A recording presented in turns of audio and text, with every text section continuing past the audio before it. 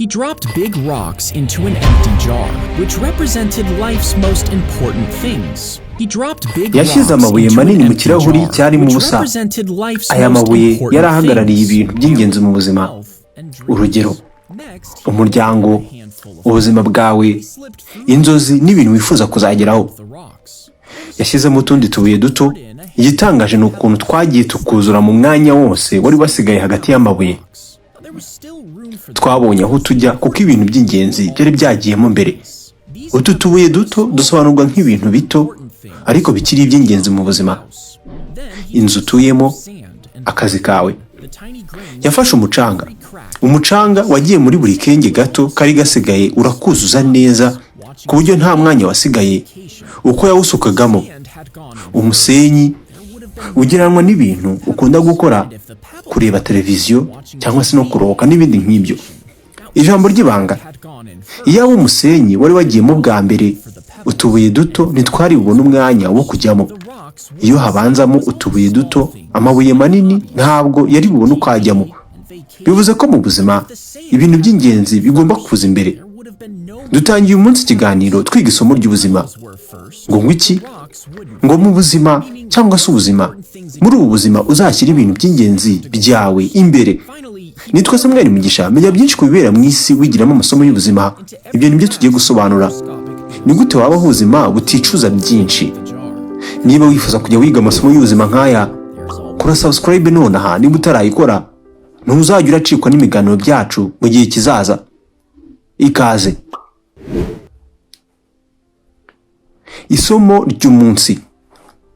Iyo nza kubanzamo umucanga mbere y'ibindi byose, amabuye ntabwo yari bubone aho ajya. Hari izindi nkuru zitwibutsa mu mateka umumaro wo kubanza ibintu by'ingenzi mbere y'ibindi byose. Inkuru ya Jacques na Rosa benshi twamenye nka Titanic. Icyiza n'icyago kamere kigeze kubwira ikiremwa muntu. Titanic bwari ubwato bunini cyane butangaje bwavugwaga cyane nk'ubwato butabasha kurohama. N'Imana ubwayo ntabwo yarohamisha ubu bwato. Ngira ijambo ryavuzwe na nyirabwo niba nibuka neza.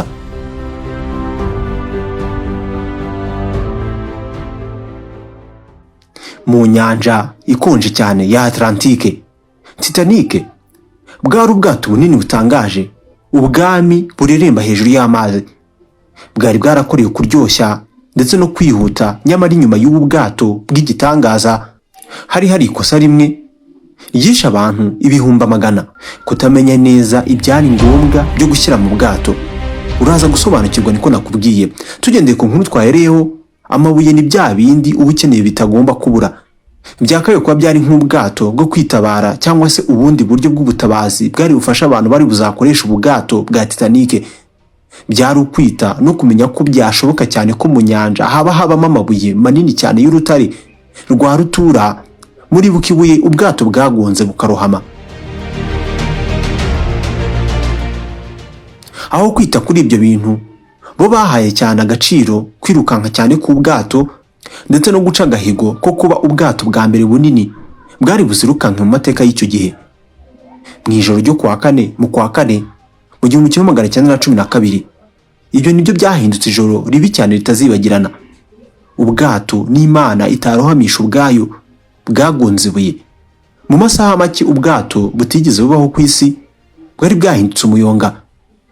Abantu barenga 500 bahasize ubuzima, atari uko bazize kugenda mu nyanja, ahubwo byonyine ingaruka zo kutamenya kujyanisha ibintu bikwiye cyangwa se bikwiye kujya imbere bigashyirwa imbere. Ubwato buto bukoreshwa mu butabazi, lifeboat, bwari buke cyane muri ubu bwato. Ngiri ibuye ryakabaye ryaragizwe ijya mbere mu gutekerezwaho mu bwato cyangwa se igihe bakuraga ubwato. Aho kwita no guhanga amaso ku bintu bizima, bo bahugiye mu guha ubwato umuvuduko n'ibindi twavuze.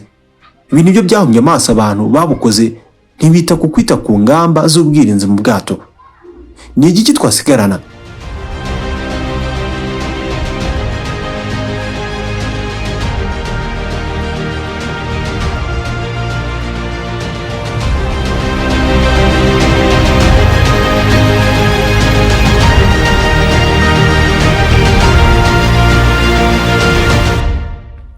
Buri gihe uzabanza umenye ngo amabuye yawe ni ibiki mu buzima ubayemo. Ibi ni ibintu bya bindi ukeneye kurusha ibindi. Birimo ubuzima, kuba uri muzima nyine, umuryango wawe, famiye, abo ukomokaho n'abagukomokaho, indangagaciro zawe, ibikuranga, ibintu nk'ibyo. Ibyo bigomba kujya mu kirahuri cy'ubuzima mbere y'ibindi byose. Nutabibanzamo ntabwo bizigira bijyamo mu gihe kizaza, kuko kizaba cyaramaze kuzura. Ni ikirahuri cy'ubuzima. Ikintu cya kabiri, ba maso cyane imbere ya biriya bintu biguhuma amaso. Utubuye duto n'umucanga w'ubuzima bifatwa nk'irari ugirira ibintu, gushaka ishimisha mubiri, ibintu byinshi uba usabwa gukora. Inzara ugirira imihigo y'ubuzima bwawe, ya yindi itari na ngombwa cyane. Nk'ubu ukeneye kujya ku Kivu ukarira amafaranga 200,000, gusa utagiyeyo ntabwo wapfa. Aho ni urugero. Ibintu nk'ibyo bishobora kugutwara igihe n'imbaraga, bikaguhuma amaso, bigasiga nta mwanya na muto w'ibintu ubundi bikuzuza bya nyabyo cyangwa se ukeneye. Uko inkuru y'ubwato yarangiye ni isomo rikomeye ku muntu wifuza kwiga uburyo ibikorwa dukora tutabyitayeho biba bishobora kudasubizwa inyuma igihe byarangiye. Reka iyi nkuru ikubera urwibutso iteka ryose.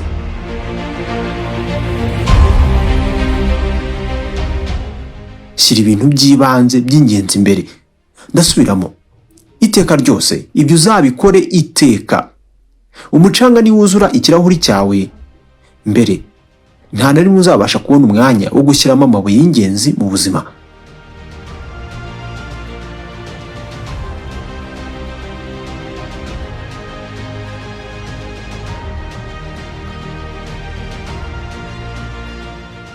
Murabyumva gute? Mwakoze kudukurikira, turasoje.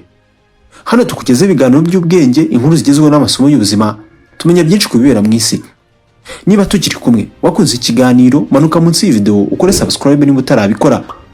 Andika ijambo rigira riti duhereze ibindi. Nanjye ndashyiramo agatege, ndashobora kubahereza ibiganiro byinshi n'amasomo y'ubuzima.